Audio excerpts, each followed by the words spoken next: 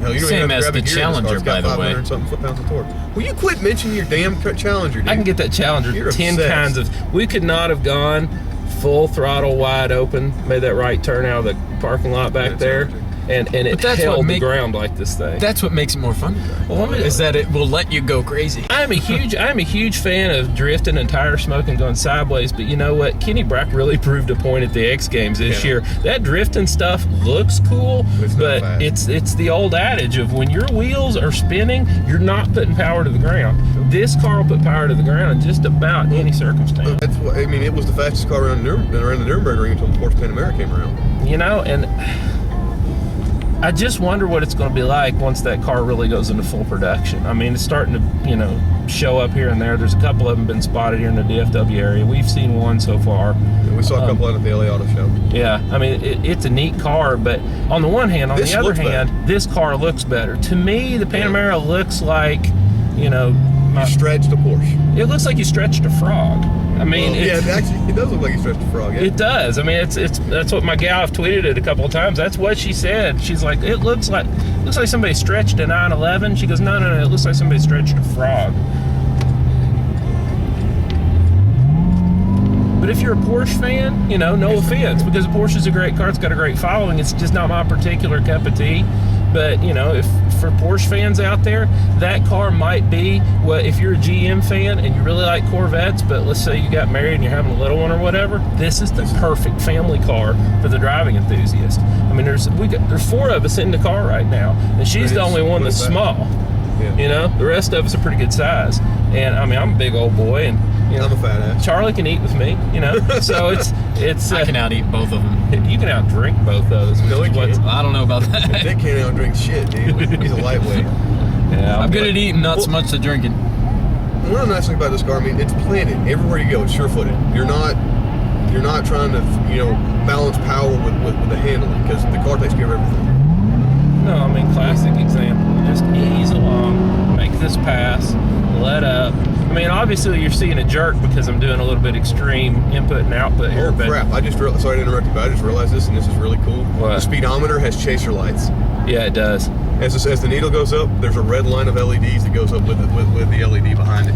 And just before it gets too dark, to point this out, another great thing about this interior is not only the lighting that you get on the tack and the buttons and all that good stuff, and navigation, of course, that doesn't really care. Chaser lights too. But and there's another V moment.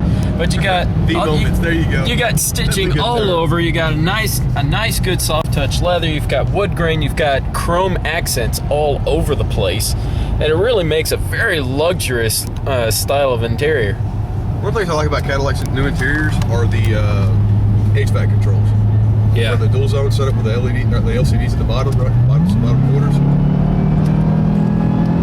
You see they're braking coming off the ramp like they always do. I'll go through the hole here. I mean, this is just Sunday driving for me, folks. I'm not, no, really, I mean, it is. This is how I drive. I'm not advocating driving like this. If you don't drive like this all the time, don't, because you'll get somebody hurt. But, I mean, seriously, we're making these maneuvers. This car feels like you're going 35, 40 miles an hour at, you know, double that speed when you're making moves like this. It's just solidly planted. I'd be willing to bet if we stepped it up another 40, 50 mile an hour, it would still feel this planted. And, you know, it really does. I've made this comparison a couple times before, and I'm more than, you know, happy and feel privileged to make it here on Burnout Radio. This is a Z06 with a back seat. It's sitting a little bit higher. It's you know, it's going to be a little bit more, you know, it's going to feel a little bit heavier, but then again, it doesn't. It's a mental trick I think you're playing, because mentally you're thinking, God, this car weighs, you know, 1,000 pounds more or something like that. But honest to God, if you just go off what you're feeling and you get past that image in your head, it's a Z06 with a back seat. I mean, it's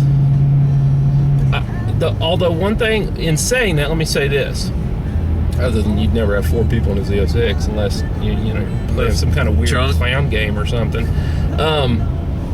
You can't go wide open throttle on the Z06, even with all the full controls on. You can't smack that Z06 throttle like you can smack this car. It will go up in smoke. You'll be all over the diagonal place trying to hold on to it.